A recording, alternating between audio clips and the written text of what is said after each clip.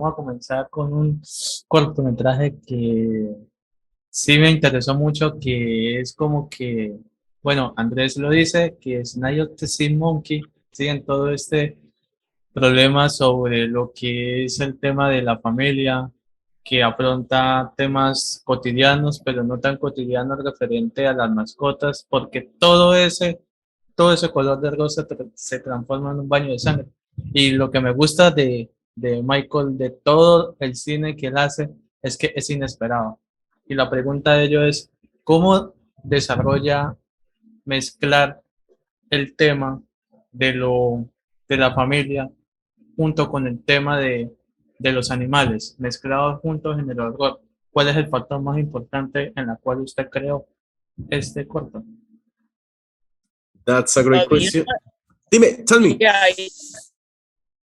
Can you briefly translate the question? My Spanish is not bueno, no bueno. Yes, I am your translator. Don't worry. Okay. And I will resume everything. Okay. How Jhon said that what he loves about your cinema is that so unexpected, and he will ask something about Night of the Sea Monkey, Disturbing Tale. How do you? I don't know. What is the secret to miss a family story with animals and everything unexpected? Tell us your secret, man. If you want Okay. it. The secret of Night of the Sea Monkey is that story. That little boy in that story is basically me growing up. And even though I never had to deal with any monsters, I was the one of the only artists in the family. So I had this big imagination, and I'd always daydream, and I'd always draw and paint and do all this other stuff. And everybody else played baseball and and soccer and and everything like that, football. And I would stay inside and watch movies, and I would write things, and I would draw things and everything. So I always felt a little separated from everybody else. So in the movie, the family is a little on the weird side, but the little boy is the one looking out at everybody else being themselves and being kind of weird. And in a way, it's a reflection of me as a young boy being an artist and not feeling accepted, at the same time. When I was a young boy, I used to read comic books all the time, and I used to order the sea monkeys. My mom would pay for them, and I'd get them, and then they die, and we put them out on the grass. And I always used to think in my mind when I was in bed, what if these things came back for revenge somehow? I threw them out on the grass because they died, but I always was kind of thinking, well, what happens if they, were one of them lived and they were pissed? So that's how that story came about, and I kind of mixed it with a little bit of my own fictional background of being a little different in my own little bubble as a child. Si viste el corto, creo que lo sospechaste. Sí, el niño en la película es Michael. Él dice que siempre, de hecho, es muy parecido al personaje. O sea, la familia, digamos que él es el único artista en la familia. Y mientras la familia pues estaba practicando deportes o algo, él siempre estaba pintando, viendo cómics. De hecho, él coleccionaba, o sea, bueno, la mamá le compraba los cómics de los Sea Monkeys, también le compraba los Sea Monkeys como tal, y obviamente pues, a veces morían, él los enterraba y él se puso a pensar, ¿qué sucedería si ellos volvieran a la vida y se enojaran? Pero más que todo es una visión de la infancia de Michael que creo que sospechaste o no al ver el corto. Yo creo que con eso te lo dije absolutamente todo. Yo creo que esto es un sueño que él tuvo y que lo quiso plasmar. Entonces, Jhon thinks that maybe it was a dream that you have and you made it a short film. Yeah, part of it was a dream. I used to lay there in bed and I used to think, I said, man, I would buy these sea monkeys. I would cut the coupon out of the magazines, the comic books, and when I would get them, they would die. So then I would dump the water out, everything on the grass outside. And sometimes I'd lay in bed and think, what if one of those things crawled back in the house and was upset with me? So it was kind of like a little a fantasy I used to have, and I kind of used that for my very first film. Sí, Jhon, de hecho él lo tuvo, digamos como una mezcla, ¿no? Entre un sueño y una fantasía que tuvo, pensando qué sucedería si yo los arrojaba y les echar agua. Siempre tuvo ese pensamiento recurrente y lo bueno es que se convirtió en su primer corto, ¿no? Wow, sí, qué locura. Eso es de felicitar. También hay un cortometraje, bueno, más bien toda esa historia que él escribió que se llama Lamfit. Lamfit es conocido de sus mejores trabajos. ¿Por qué? Porque es muy apocalíptico y estaba esperando ese momento, Michael, porque quería preguntarle lo más certero, yendo al grano.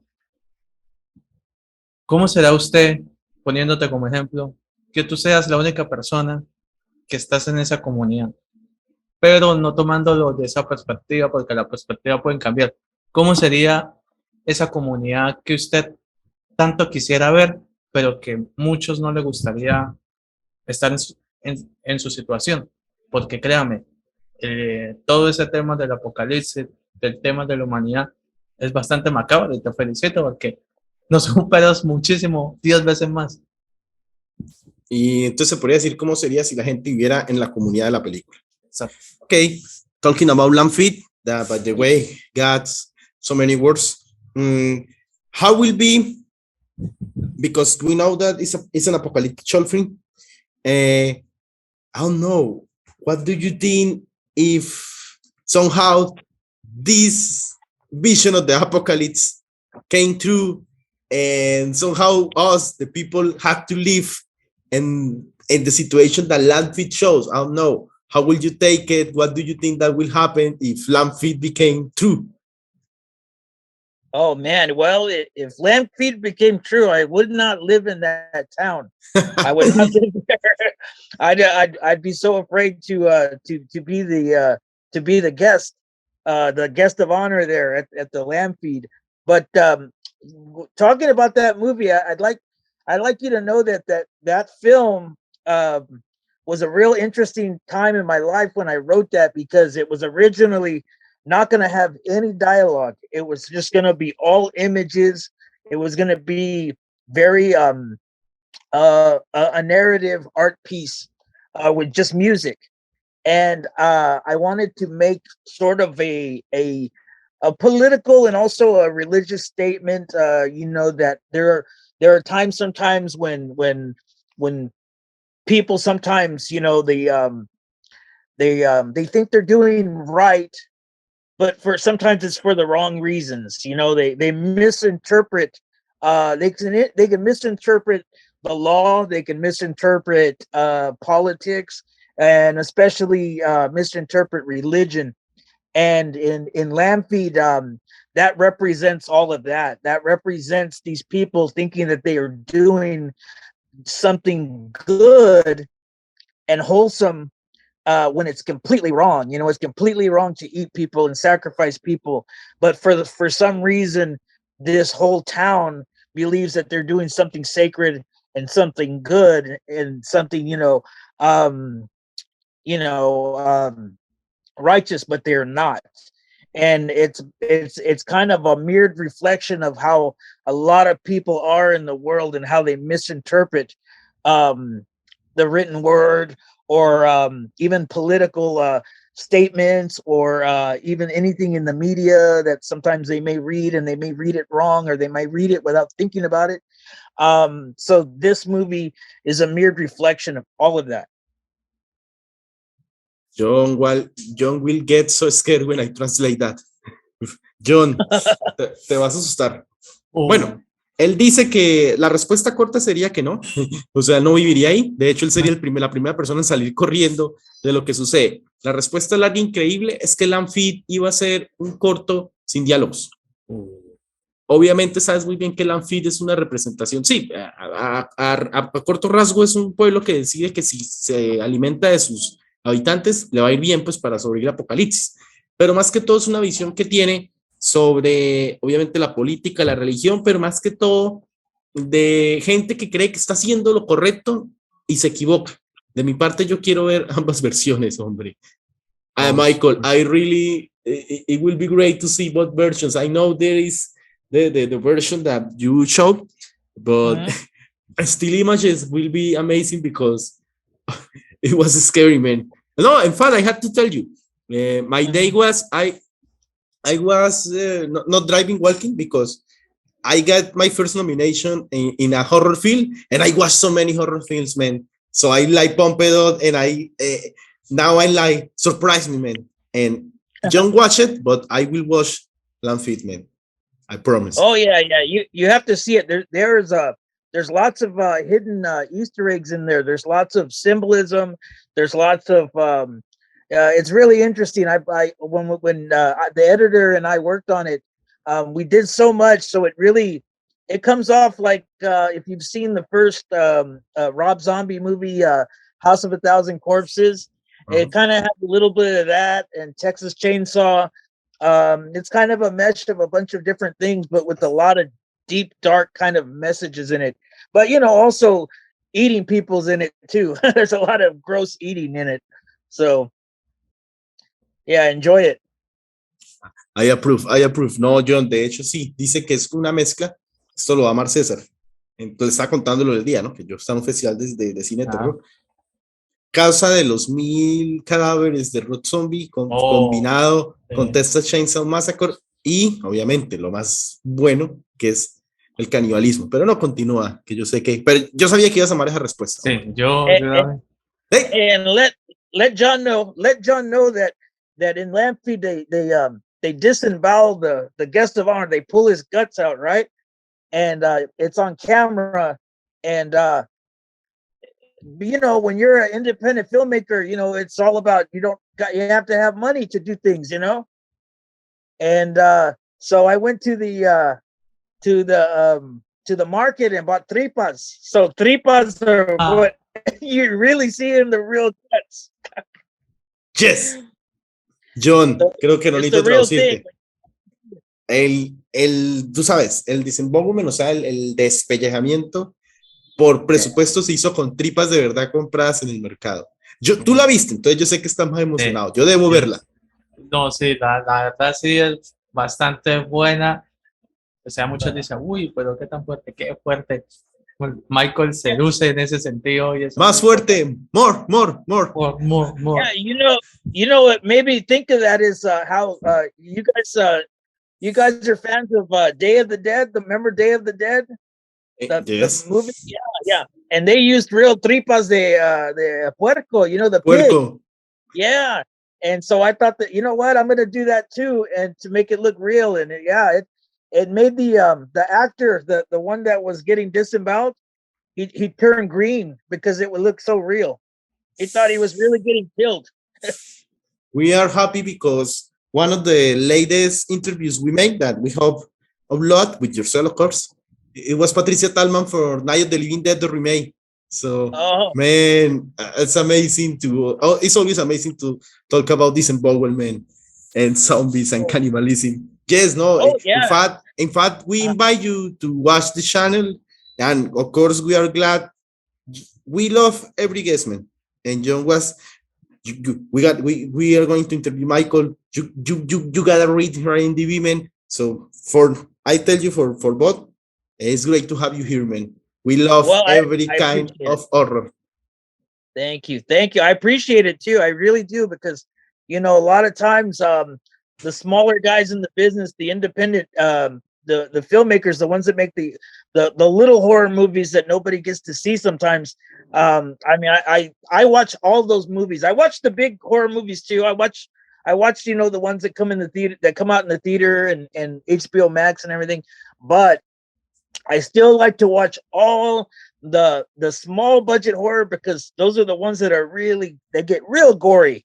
They get rid of, and so I always root for the little guy, because I'm one of them too. I'm still working hard to try to keep going to the next level, and hopefully each year will get better. I don't like the term little guy, but I want to tell you something. And Jhon and myself, we are we need all, let's say, little guys. We need all the little guys, all the small directors, and that's the mission. In fact, I will translate to Jhon. Jhon, cierto que una de la misión del canal aquí, para no traducirte todo, que creo que entendiste, ¿no? Que dije lo de Patricia Tallman. Dice que no me parece, ¿no? Que Michael, que a él le fascina ver las películas grandes, pero también las pequeñas, y él ir por los pequeños. Pues yo le dije que no me gusta el término pequeño, pero tú sabes que nosotros tenemos una misión que la estamos cumpliendo, entrevistar a todos los pequeños, ¿no? If he's watching, I want to be on the tail of tails. I want him. I do some acting too, so I'd like to be on his show. We got here, it was crazy because we got here the amazing John Birch, and I was so drawn, man, the day of the interview, but it was amazing. In fact, the day that we interviewed Harley, it was the Oscar, and I say, screw the Oscars. And man, so it's great. I don't like they use little guys, but you had these guys here, and you are part of it, and I will show you everything. My mind is like tired, but I will show you, but John, continuemos. Sí. Oh yeah, no, I know them all. I know Balsamo. I know all those guys, and I root for everybody. All these guys. There's no jealousy here. I like everybody that does it, because it takes a lot of takes a lot of bravery to do it, to make movies. You being a director too, you know that it's hard work. So I'm reading the names, so John continúa. Yes. También está no solo Land Fist, sino también está Stranger Fight.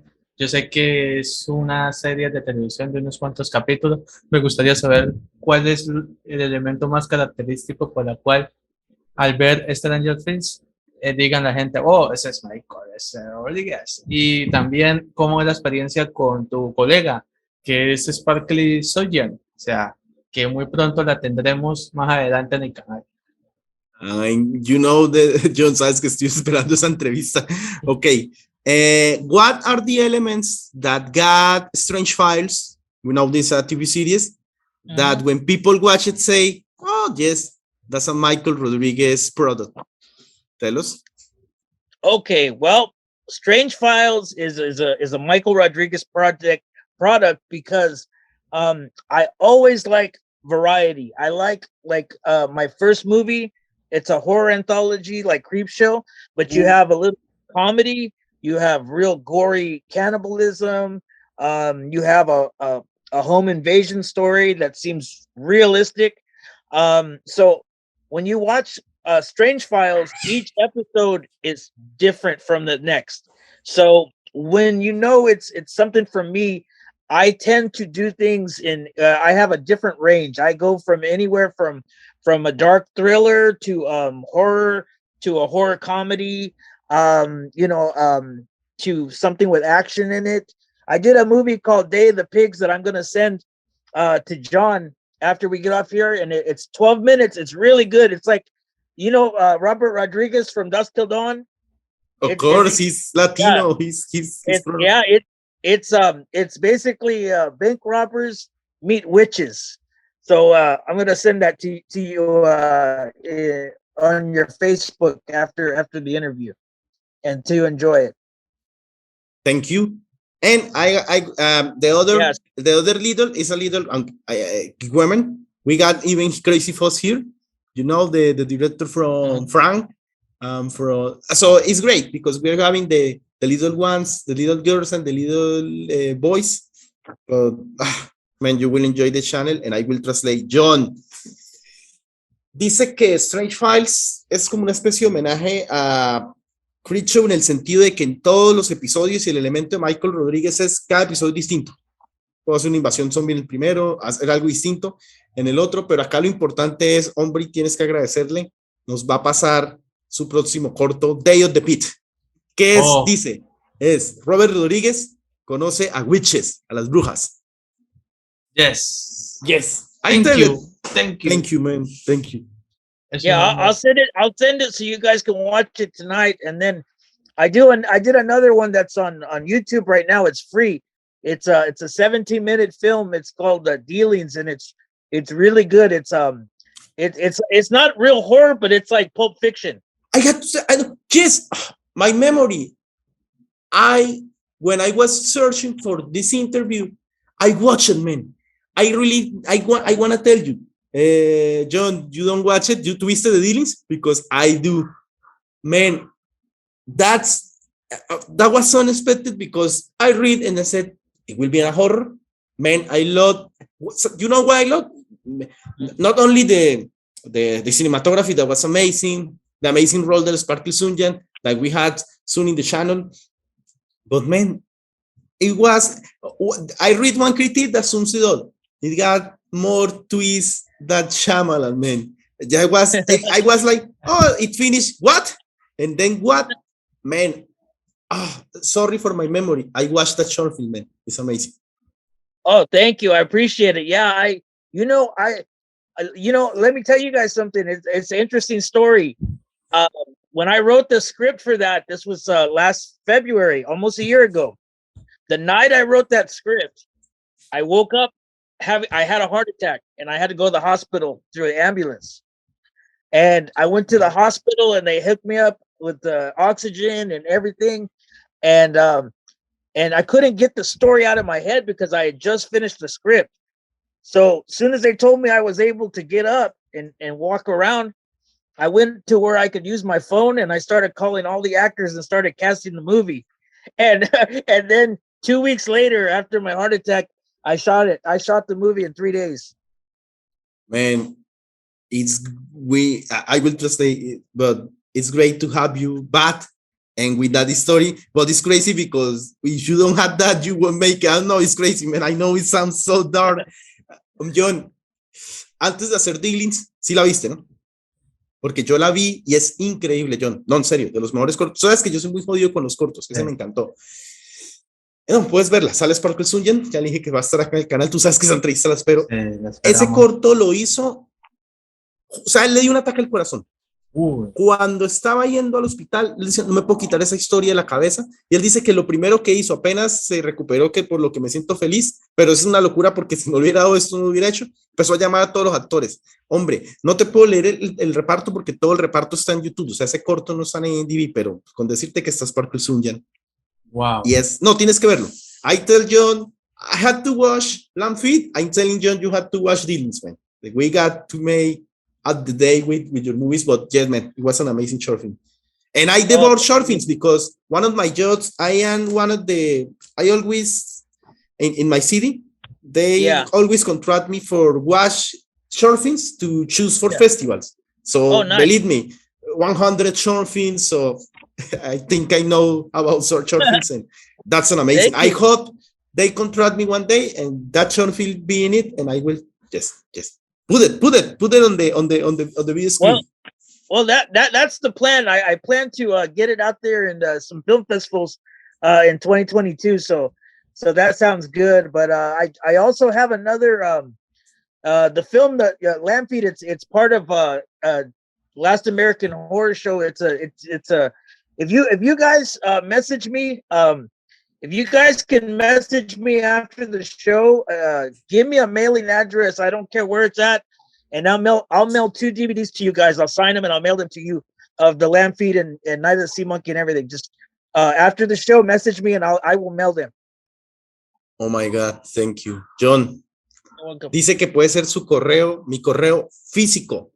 Se vienen DVD de Last American Horror Show y DVD de Lamb Feet firmados. Thank you, man. Thank you so much. You're welcome. I'll send two autograph for you guys. I'll sign it for you. Man. Jhon and myself will fight. No, okay. No, man. Thank you. Thank you. Yeah. Continue because Jhon, yo sé que se viene una preguntota. In fact, I know the next question is about something that you mentioned. Jhon, lúcete.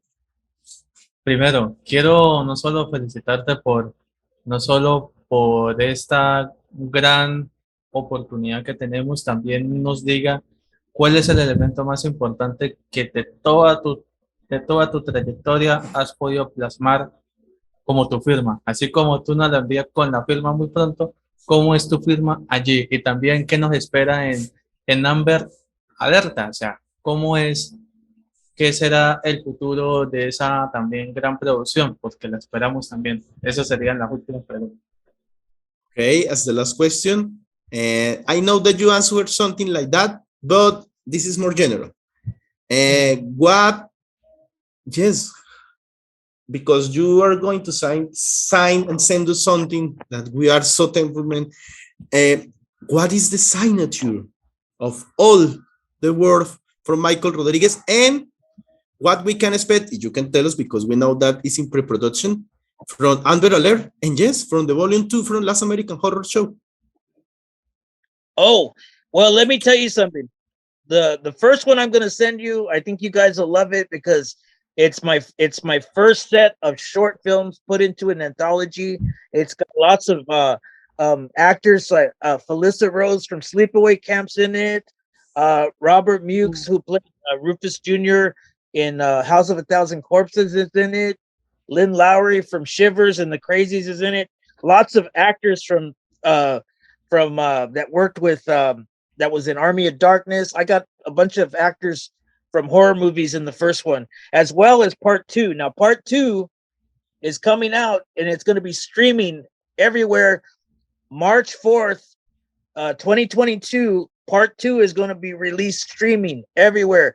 You're going to be able to watch it Amazon, Apple TV, Tubi, everything that streams. You're going to see part 2 that's going to be released this coming year. Midnight Releasing picked up the distribution, so it's going to be worldwide. So it's going to be dubbed in all languages, and it's going to be all over Europe and everywhere else. So definitely watch part 2, because part 2 has more stories. It's almost 2 full hours of really, really good good films with really good actors. Let me tell you a real quick story, okay? This is an interesting story. The main character in the movie is played by Mel Novak, and Mel Novak is the man who killed Bruce Lee in Game of Death. So back when that movie came out, I was a little boy. I was 5 years old, and we went to the drive-in movies to go see it. And I remember that guy shooting Bruce Lee, and I was so mad at that guy. And I was so shocked because Bruce Lee was like a superhero. Like nobody could beat him. But then this guy shoots him and kills him, and I was shocked. And I just didn't like that guy at all. And who would know that 40 years later, I would be directing the guy that shot Bruce Lee, and we would become good friends. And it's amazing because it's like, I tell him, man, you know how much I hated you when I was 5? The Last American Horror Show va a estar en todo. Amazon, en todos los streamings, en todos los idiomas. Y aquí hay un dato muy bacano que no lo puedo decir. Mel Novak es el que mata, bueno, obviamente en la película de Game of Death a Bruce Lee. Es Bruce Lee. La anécdota es que Michael pues, tenía 5 años cuando la película y él lo dio, ¿no? Y él dice que es una locura saber que ahorita lo dirige, son amigos, y lo primero que le dijo en la película es, yo te odiaba porque tú de niño mataste a Bruce Lee, pero ahora me vengaré. Pues es una anécdota buenísima. No nos dijo el otro proyecto, no importa, pero yo creo que aparte de felicitarlo, pues redes sociales, todo. Bravo. Michael, primero que todo, felicitarte también. Mucho éxito en esto, y también tus redes sociales. Un saludo a Colombia, Latinoamérica. Es tuyo, ¿no? The camera is yours, man. Tell us your social media so people can follow you. A big hi to the channel, to Colombia, to everybody's watching. Go ahead, man. Okay, listen, Colombia, I love you. Mucho gusto. I want to say, if you want to look me up, it's under Michael Rodriguez, Michael S. Rodriguez on Facebook, Instagram, MSR Studios 1.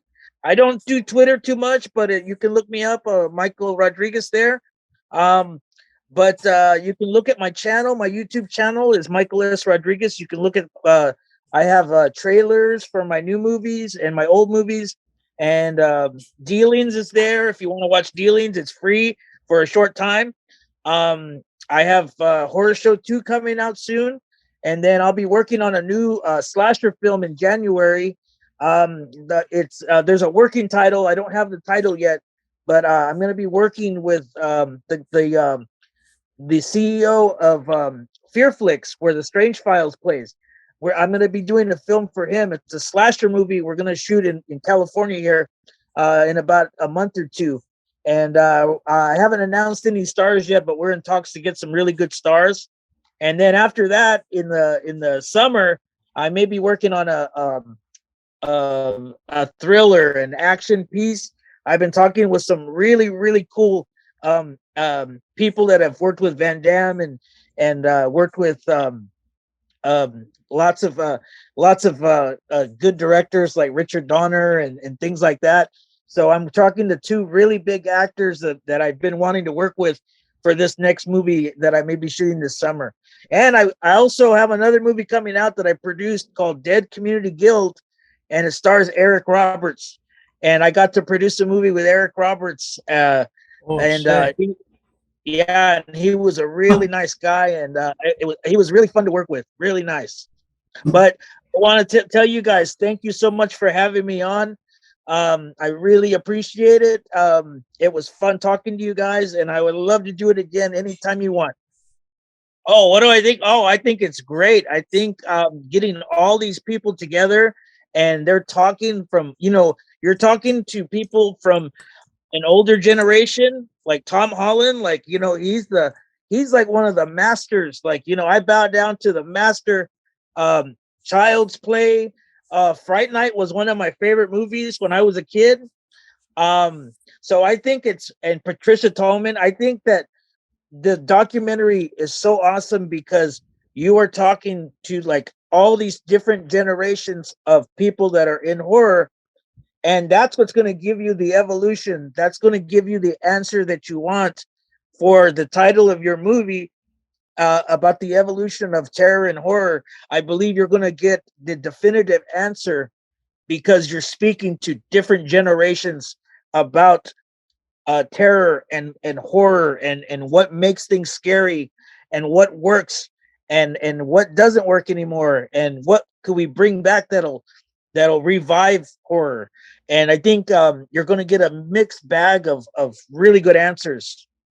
Jhon, así rápido, se viene un slasher, se viene un thriller, si no me equivoco, y obviamente esa peli con uno de nuestros héroes, Eric Roberts, tú sabes, Dead Community Guild.